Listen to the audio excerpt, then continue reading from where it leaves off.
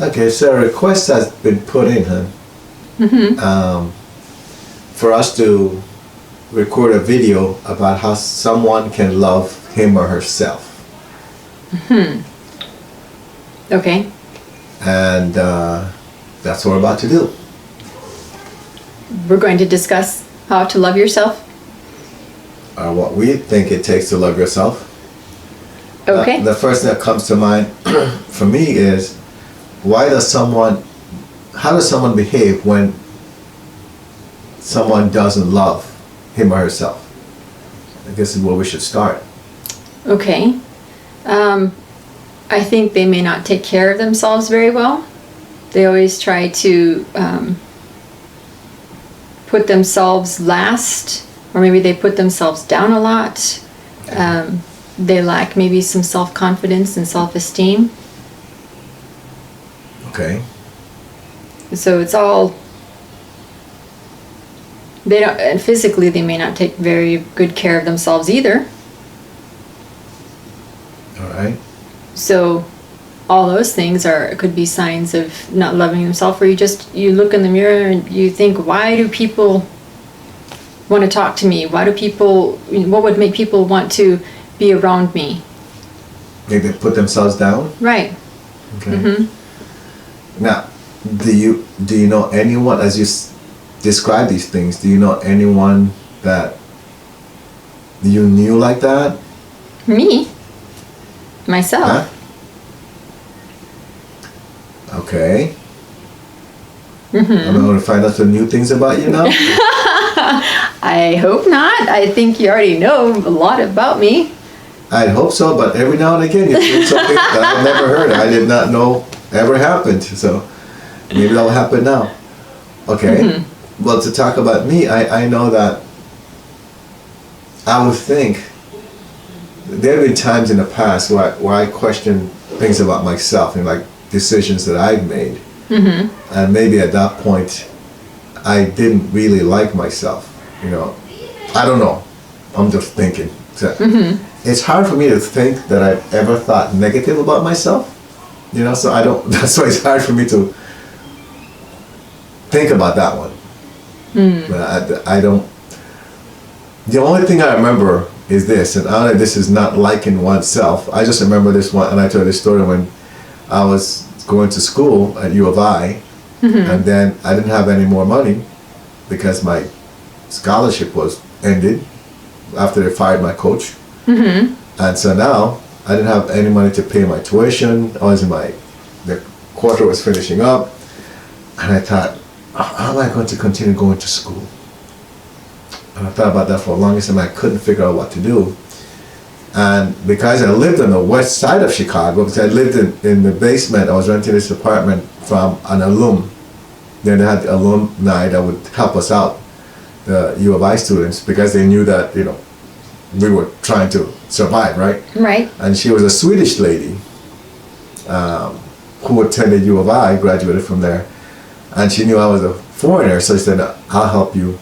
You can stay in the basement, charge me a small fee. But even that, after a while, I was having a challenge with that. And I questioned myself, and I said, I can't believe I got myself into this situation. Because I had so many scholarships where I could have gone to other colleges for free, and I wouldn't have been in that situation, right? And there I was going for free as well until that happened. And I really was mad at myself for that. I really was. I remember getting to the point where I said, because I stressed that I lived on the west side of Chicago, because that was not a good area to live in Chicago. Okay. Okay?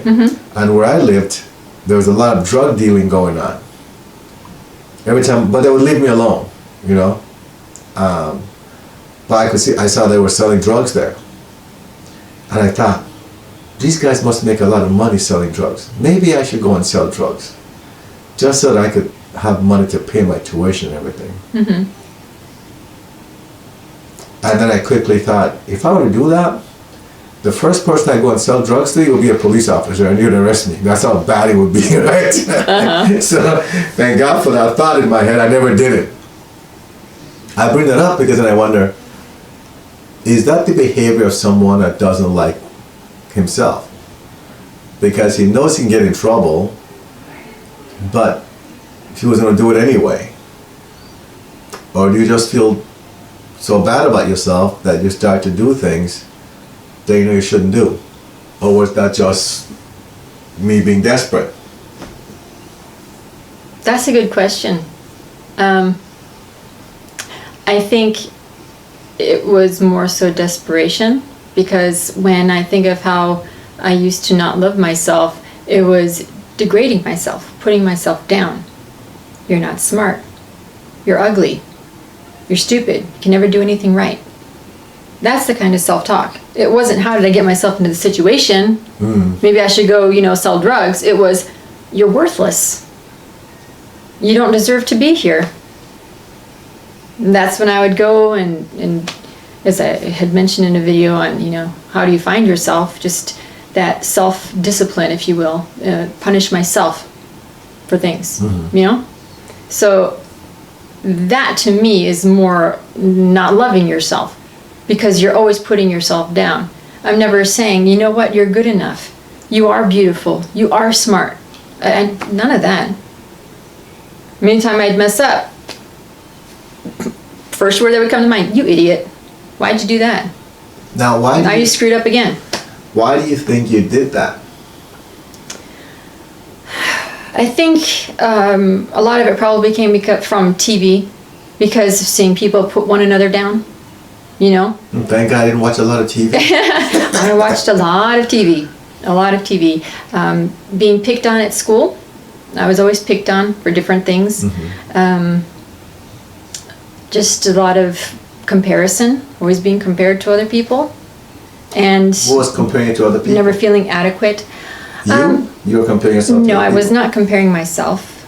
Relatives, okay. Why aren't you like your cousins? This is what they're like, or family friends, so-and-so's kids they don't do that. Why do you do that? Just different things.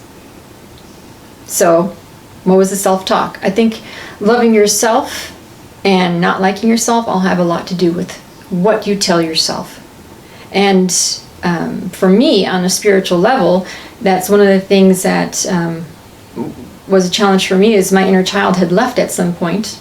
I don't recall the exact circumstances or anything like that, but it was a traumatic experience, and I felt like part of me was always missing, and I didn't love myself. And only when you started really getting back into all the spiritual work, and you mean getting back into it? It's not like I okay. Well, when you really started embracing more and doing more of the spiritual work, is how I should say it. No. You said embracing more as if though I embraced it in the first place. Well, you didn't. I wanted you to. I pushed you into it. So once you started embracing it, right, and you're able to do work on the inner child for me, and I had dreams and received messages about I need to learn to love myself. I thought, well, what does that really entail? How do I love myself? And in one of the dreams, I saw a baby, and I just kept taking care of this baby. No matter what, I had to take care of this baby and make sure this baby knew it was loved, because I didn't know whose child it was. But that dream, that was me, that was my inner child, telling me I need to really nurture and take care of myself. So, start on the physical, work on the emotional. Now, is that something? How do you know about that? That's a dream I told you about that I got an interpretation for. I don't recall that at all. Huh. Right, my husband normally doesn't recall sometimes interpretations of dreams or messages that come through for individuals. He just, like he's looking at a screen, he just reads it, and when it's done, that's it. He doesn't always remember the information that comes through. Because I'm not processing it. That's right. It's none of my business. That's right. So, okay. Wow, well that's interesting. But you're going off to a different thing now. Oh, I am? Okay. Well, you're talking about how you get to love yourself. Right. But we're just on the topic of why don't people love themselves? I think it has a lot to do with the environment that they're in. If they're being constantly put down, being told you're not good enough, you start to really believe those things. So how can you love yourself when you think there's always something wrong with you? See, I can see that, but I've seen individuals that are in a loving environment, and they still have destructive behavior. Mm-hmm. So is that because they brought it with them and they haven't learned to let it go? It's That's something I can imagine, right? Maybe in this life they're supposed to learn how to love themselves. And that's why they were put into that loving environment, to learn from it. No, because you had said that normally it's the environment you're in. So I'm just saying that I've seen individuals It's that possibly the environment you're Right. in. Mm-hmm. but it's not necessarily the environment you're in. Right. It could also be, well, we know it's a self-talk, but where does self-talk come from? Is it possible that's because of the people you hang around? Sorry, because, for example, Your environment. we've had kids that are well-behaved kids, and all of a sudden, we find out, well, like our son, right? Our youngest son. I was only found out that he was cursing. Like, why are you cursing? And he didn't do it around us, but his sister told him. Right? His sister made sure we knew. Why are you cursing? Well, because my friends curse. Do we curse at home? No. Do you ever hear us curse? No. Then why are you cursing? I don't know. So it doesn't happen at home. Right. But then It can happen he outside. was still and then he didn't curse around us. But he did it around his sisters when they did it by themselves. Right. That's a way of self-denigrating yourself. Yes. Right? I got a lot of that at school. But we don't compare him to anybody else. You know, we've been asking, what is it over here that we could be doing to cause that? And he told us, nothing, just something that I picked up. So it could come from somewhere else as well. But it has to be something that makes you feel good, I guess, in a way, as crazy as that might sound. Now, why would you put yourself down? Did it make you feel better that you put yourself down? No. So then, why would you do it? Now you think, when you think back, why were you doing it? Now this might be a tough question, but I'm just curious.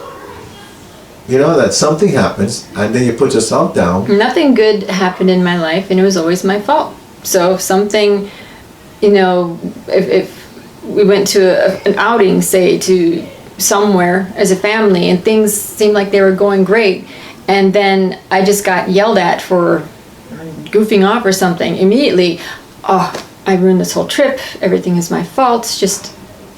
Even though no one told you that? Even though no one told me that. It was just automatic.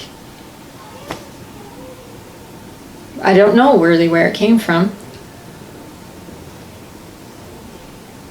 From the individuals that we've dealt with, we know that it can come, for anyone out there that might be putting themselves down, right? And might be blaming themselves, like you did when you were younger. Do you still blame yourself anyway, like now? Is something? Oh, yes, there are times, but I get over it quickly because I know that a lot of it is my perception. Oh, good. And I understand that now. So as long as I realize, wait, stop, back up, let's look at this differently, because I'm not the whole cause of whatever took place. There are other factors here. I'm not the blame. And I just go through it that way. Well, it would be like we tell the kids all the time on the soccer team. How many players are on a soccer team? 11. Right? And then our son plays on the team. And if they score, if the other team scores, what does he do? Beats up on himself. Well, he used to. Right? Until he understood that, there are 11 players on the field. And You're the very last before the goalkeeper. Right? They had to, somebody else up ahead should have had that, player marked and stopped them before it even got to you. And if you couldn't do it, then, what else is there for you to do? And even our goalkeeper, right? He would just beat up on himself. He was, talk about someone that took it personal. Like, come on. You had 10 players on the outside before it got to you. What did they not do while it got to you? And that's the way that we should always look at these things. Right. And we're not saying that we're looking for someone else to blame or not to take responsibility. Right, exactly. What we're saying is that you should also, or you should be very practical in the way you look at the situation. That you're not the only one involved in the situation. And believe it or not, as good as you think you are, you don't control everything. Right? And because of that, because you know that you don't control everything, not everything is under your control, that things can happen that are out of your control, then you're more open to looking at the situation and evaluating it, taking notes, and being ready for the next time. Okay. Now, does that make sense? Mm-hmm. Makes sense to me. Now, that's easy to say. It is. Because if you've been put down most of your life and you're used to putting yourself down, then the question becomes, how do you end that, right? Or how do you bring that to an end?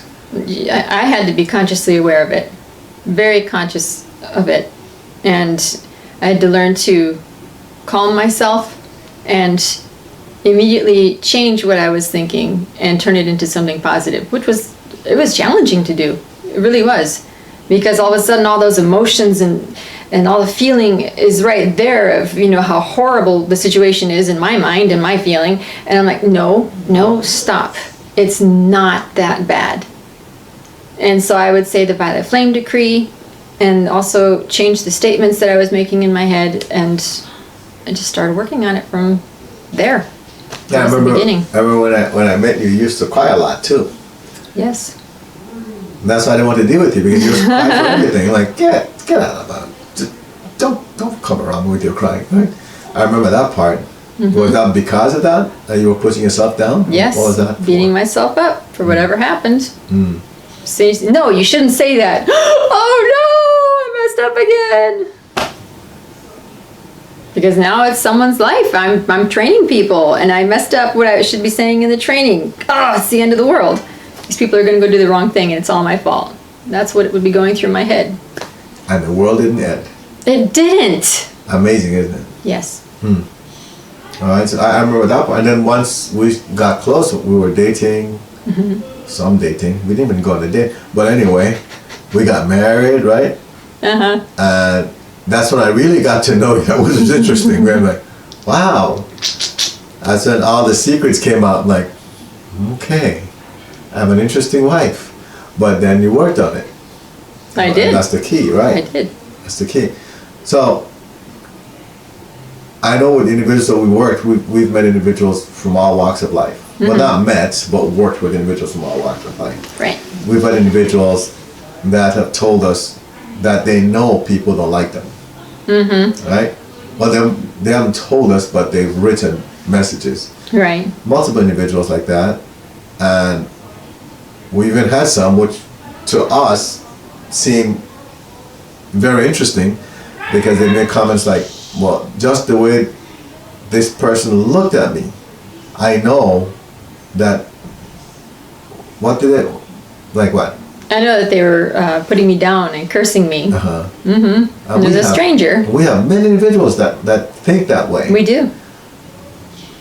And of course we know that that's a matter of perception, right? Right. And if you're one of those individuals and you hear this, again, know that this is for a learning experience. We're not putting you down. We're not mad at you. Thanks for sharing those thoughts with us, all of you out there. But I hope you understand that what you focus on is what you become. And if you, in your mind, believe that just by someone looking at you, the way they look at you, that they're sending bad energies to you, or that they don't like you, or whatever else it might be, then that's what you'll get, because that's what you're projecting on yourself. So, and a lot of these individuals, we send them the perception video change to help them change their perception, hopefully. Well, and then I always joke with you about that, which was not really a joke, because I always ask you, how do you know that they won't take this personal? Because I don't. How do I know they won't take anything I say personal? Exactly. I don't. Right, because if they're thinking just by someone looking at them that they think this person dislikes them, and they send them a video about perception, and then they're like, what are you trying to say?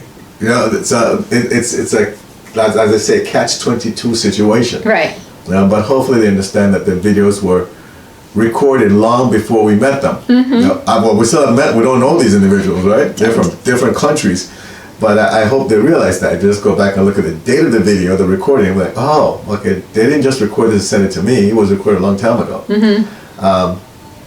But that's part of, I guess, not loving yourself. Because you feel that people are attacking you. I mean, just looking at you now. You feel no one loves you. You don't love yourself when you feel nobody loves you. That's what I was about to ask you, why someone would think that. Because I've always felt that way growing up.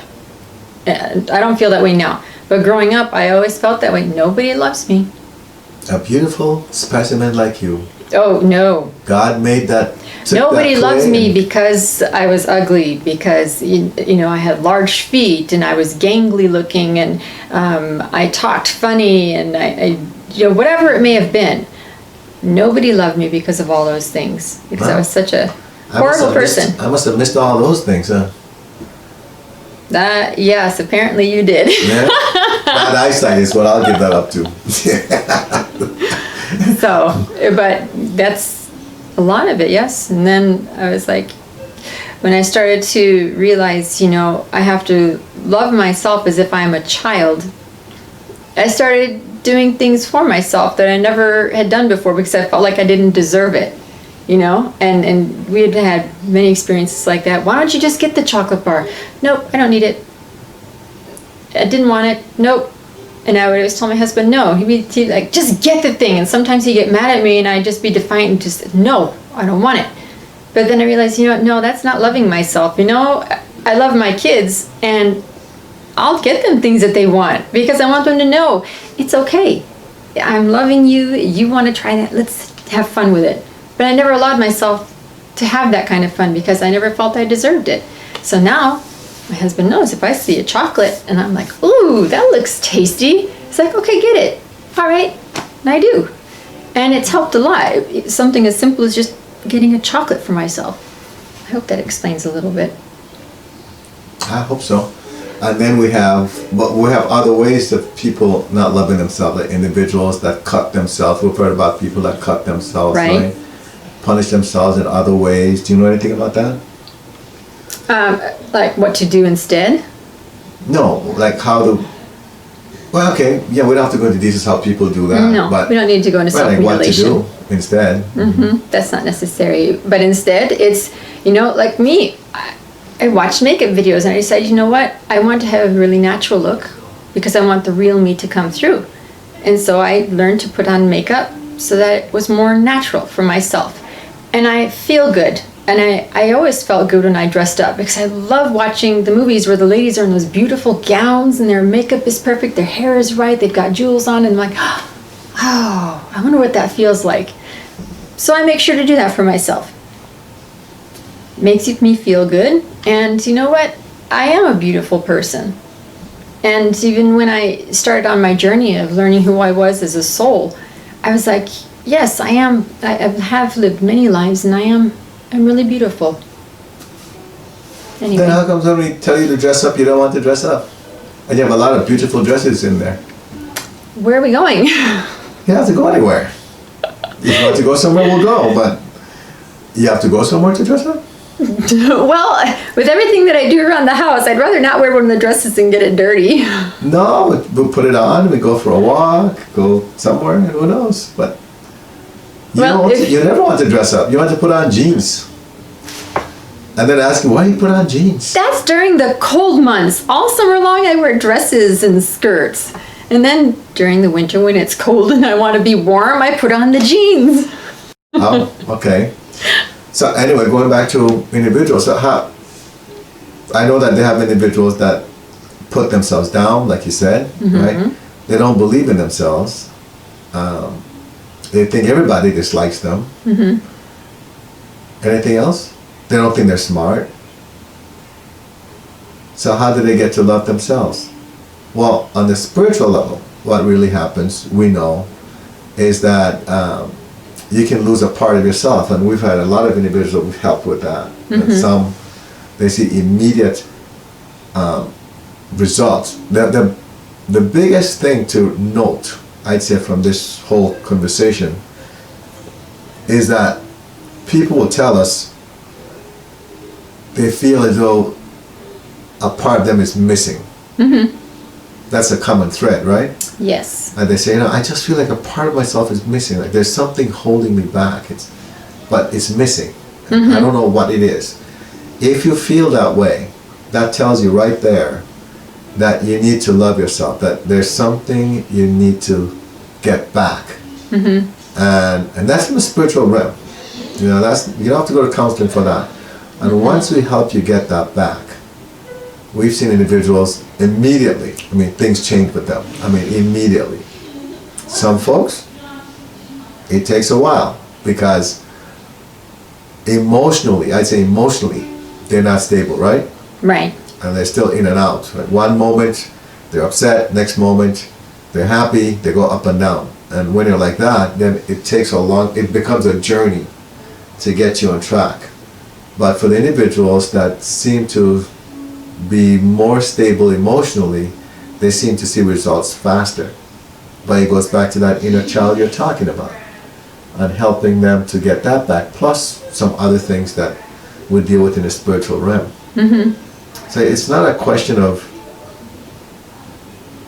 what do you do. You'll be guided from the spiritual side on how to approach it. But you should appreciate yourself more. Mm-hmm. For example, now that you mentioned, I remember I used to force you to just sit down and rest because you wouldn't want to sit down. What was that about? Well, that was memories from a previous life where I always felt I had to be up and moving or I'd get in trouble. I had to be constantly doing something. Otherwise, if I was sitting down, it's like, why are you wasting time? Why are you sitting down? And that's what my soul remembered. So as soon as, I would take a break and I'd sit down, my husband would come into the kitchen and just ask me why I was sitting down. Immediately I'd jump up because, oh my gosh, I have to keep moving. I have to keep going. And I didn't know at the time where that had come from until it was revealed to me from my husband doing some work on me. But yes, I just constantly felt like I had to be doing something. I could not take a rest, couldn't take a break for myself because there's no time for it. So some things could be from previous embodiments as well. Yes. Then you had the one where you just wanted to do everything for everybody. Mm-hmm. And we had a conversation about that. So I don't know if you got guidance about that as well. Well, I said, why do you believe you have to do everything for everybody? As soon as, if one of the kids want to do something, let me do that for you. If we ask you how to do something, you just get up and then you go do it. I'm like, I didn't ask you to do it. I just want you to explain to me how to do it. But you just felt that you had to do it. You had to do everything for everybody.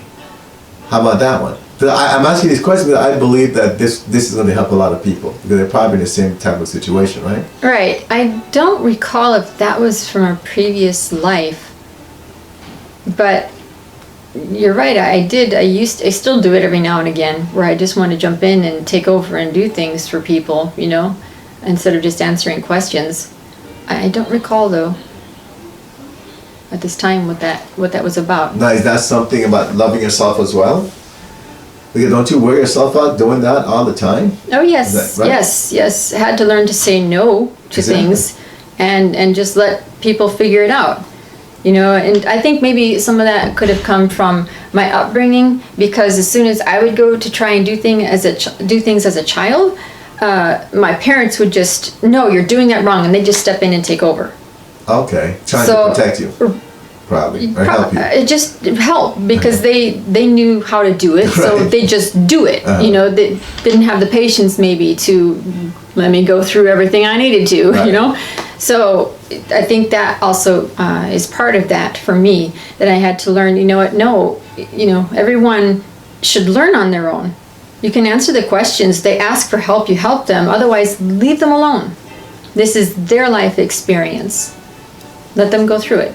Now, how do you feel watching our kids when they're doing things and they're not doing it the way you want to do it? Oh, I have to leave the room sometimes. It's not even that it's not the way that I would do it. It's like, can't you see that you just have to turn it just a little bit to get that to fit together? Ooh, we're just watching it is cringing sometimes. Oh, come on. So I have to get up and leave the room.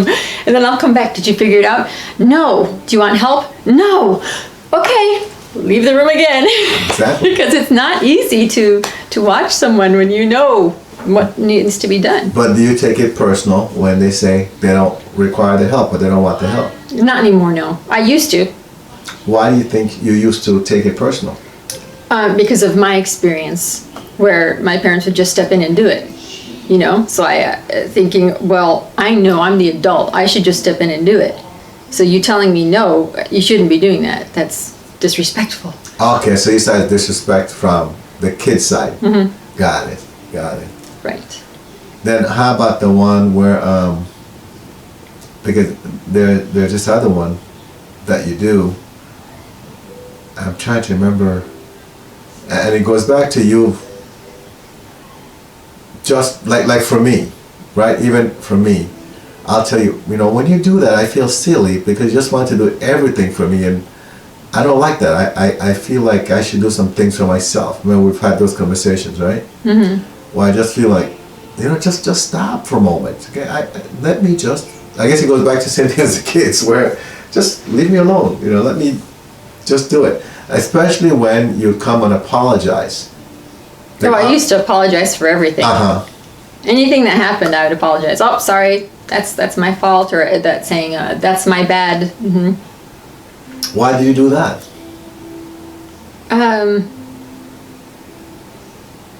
Not saying that I don't apologize, but geez, you apologize like way too much.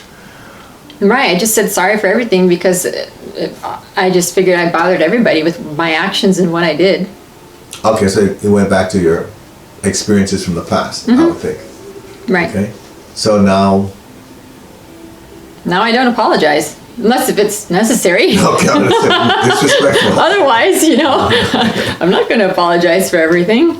There's no need for it. I think there's also a lack of self-confidence. I believe that. A lot of lack of self-confidence. I gained a lot of confidence over the past several years. Now, a lot of self-esteem. One of the things that just came to me is this.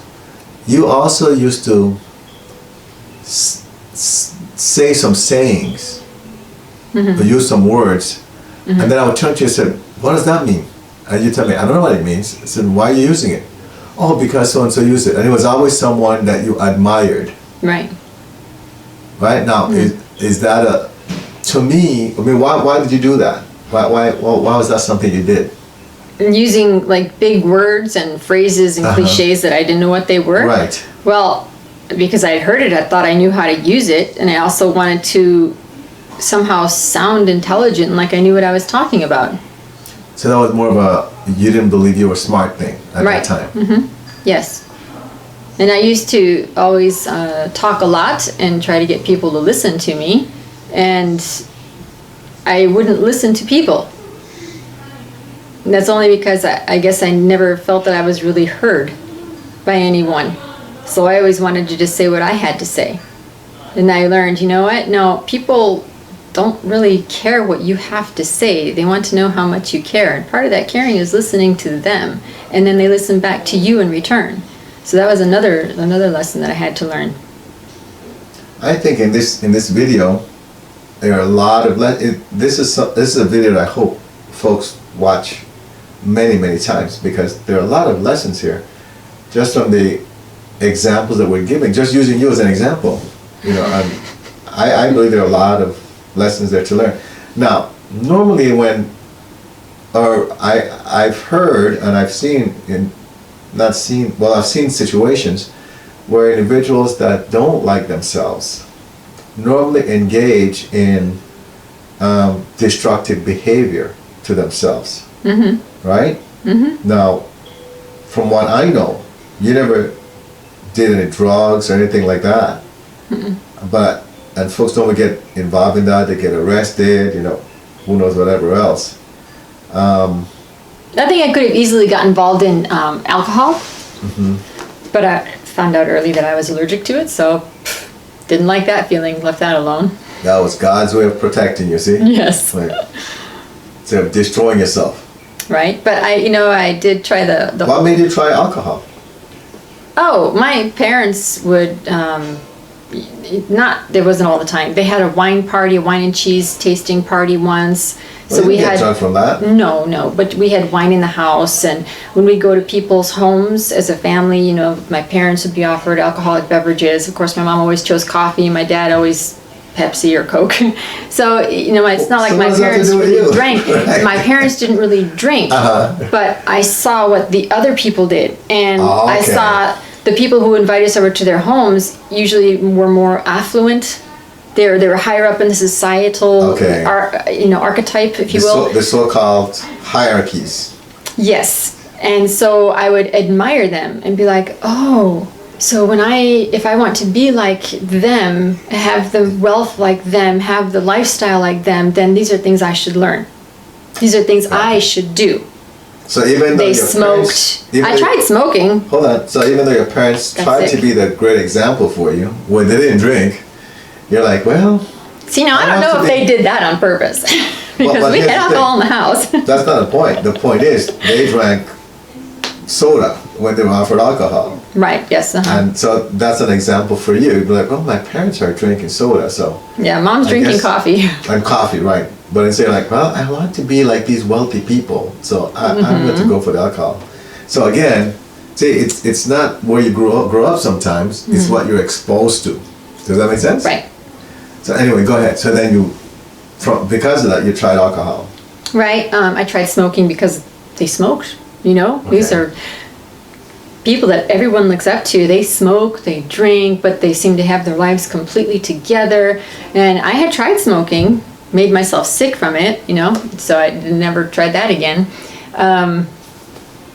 The only other destructive thing that I did outside of, self-punishment for my own sins was I was so depressed, I'll say, in the 7th grade that I decided, let me just try suicide. Huh? Yeah, we've talked about this before. Don't act like you're that surprised.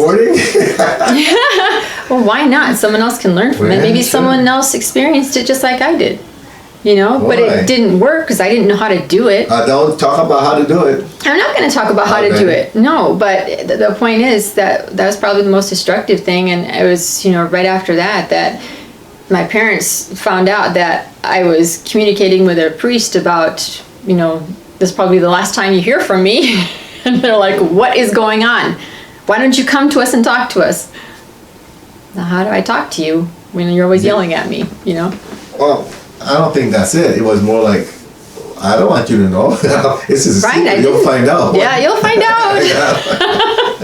Which was not very smart. Why talk to you about it, Anyway. That's interesting. And on top of that, what's most important about this is that you were a very religious person. Yes.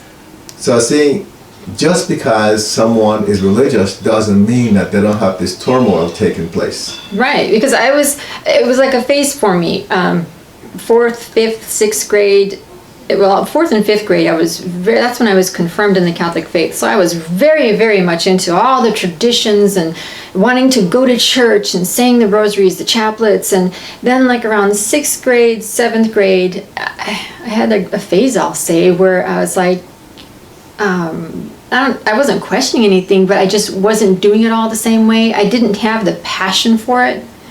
And that's when I went into that slump and that I call it a depression, and had that bout there where I wanted to kill myself. And so after my parents found out, it was like a wake-up call, and they sent me for 2 weeks to go with one of these affluent families and stay with them.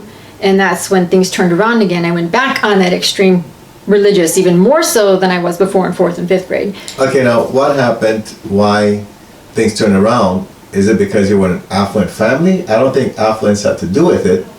So I just have to make that clear. No, it was just a different perspective.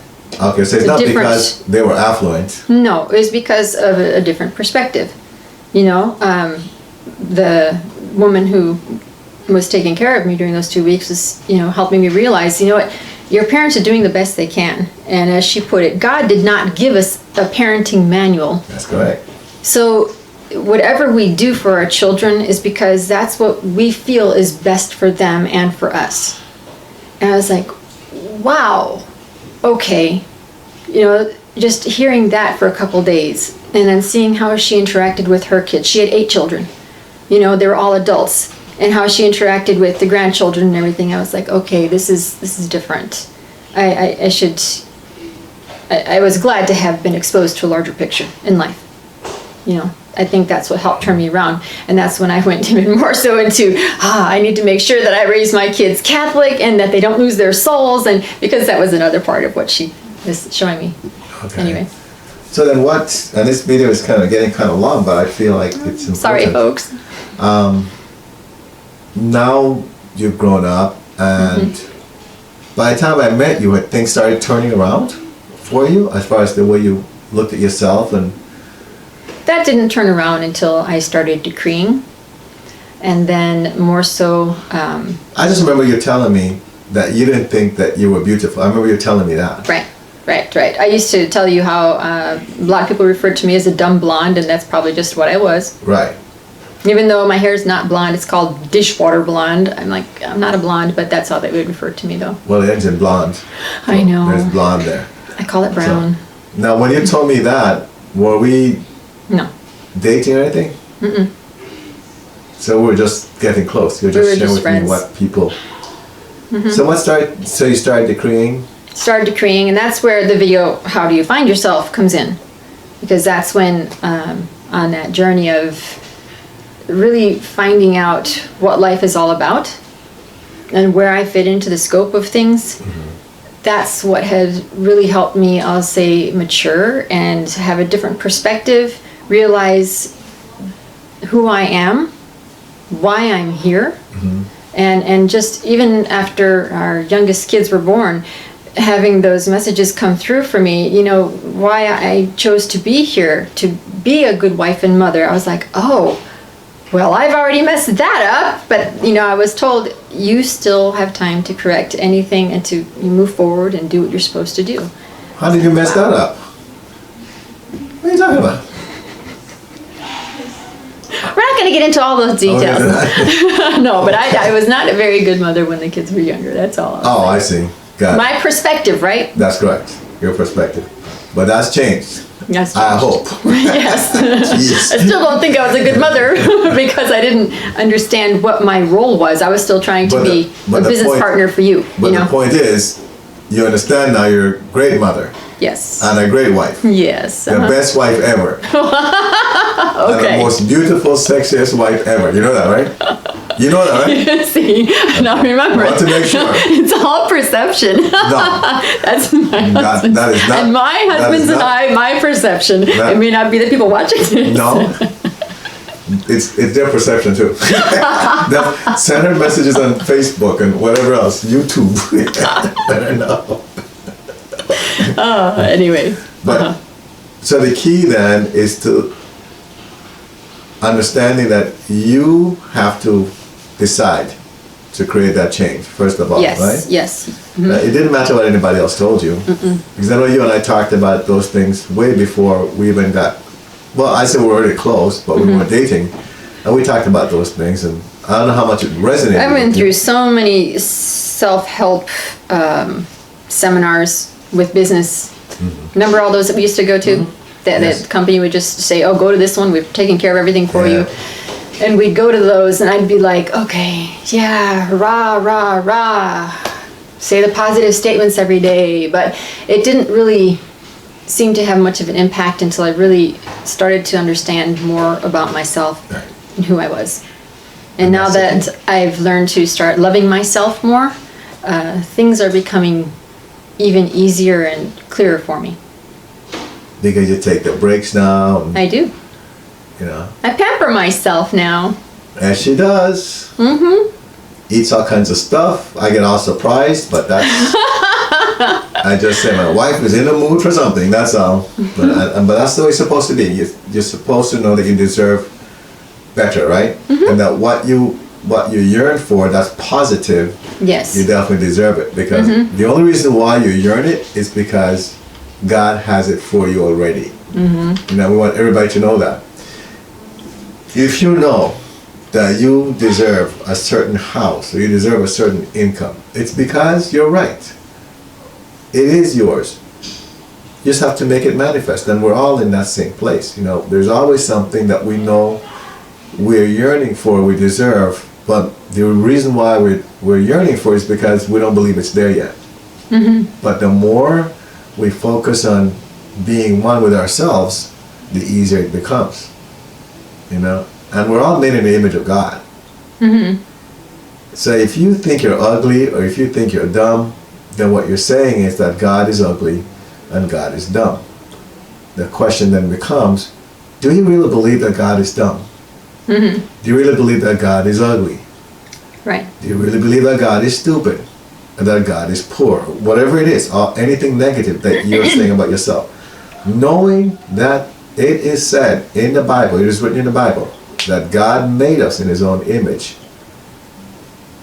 And you now understand that you are a living image of God. Do you think that there's anything negative about you? If you do, you should rethink that. Because there's nothing negative about God. And every time you think something negative about yourself, remind yourself that you're made in the image of God and that God is perfect. Therefore, you are perfect. And perfection has no negativity tied to it whatsoever. Does that make sense? Makes sense to me. No, so I just want everybody to understand that, because whenever I start to feel like, okay, what's wrong with me? God would not ask himself that question. God would not say, what's wrong with me? Because he knows there's nothing wrong with him. God is perfect. God is perfection. We're made in the image of God. So the moment we start to doubt that, you can say about the film decree. What else could you do? Do you have any ideas? Or any thoughts for individuals? Watch one of our videos. That might help. Something that will be uplifting, right? Right, something uplifting. Something that we say that you might want to say is what? And you want to write this down. This is a saying that comes from a very prominent author. They could say, I give thanks that the wall, or my wall of Jericho has fallen. Right? Right? No? Okay, yes, I'm That listening. I give thanks that my wall of Jericho has fallen. All lack, all limitations, and all failures are now wiped out of my consciousness in the name of Jesus Christ. Okay. Now, why would I suggest someone says that? Because that sounds like it would stop a lot of those negative thoughts or self-doubt or anything that might creep in, because you're asking for those walls to come crashing Not down. asking, they're already. You're telling the universe, that's done, that is gone. Okay, what's the wall of Jericho? See, remember, that was a city. Right, and they Jericho marched city. around it. And the Chanting. All they did was chant, right? Marching around chanting, and the then broke vibration the wall, exactly. cracked the walls. And that's what you're doing here. So you know what? All these things that I created with my voice, I'm going to destroy now with my voice. I'm tearing it down. That's your wall of Jericho. As of this moment, every time you say that, I give thanks that my wall of Jericho, maybe just say the wall of Jericho, has now fallen. All right? And then, because the wall is down, and that's what was creating the problem for you, right? It was holding you inside. You're now free. And they say what? Every lack, every limitation, and every failure is now wiped from my consciousness, which means it's all gone.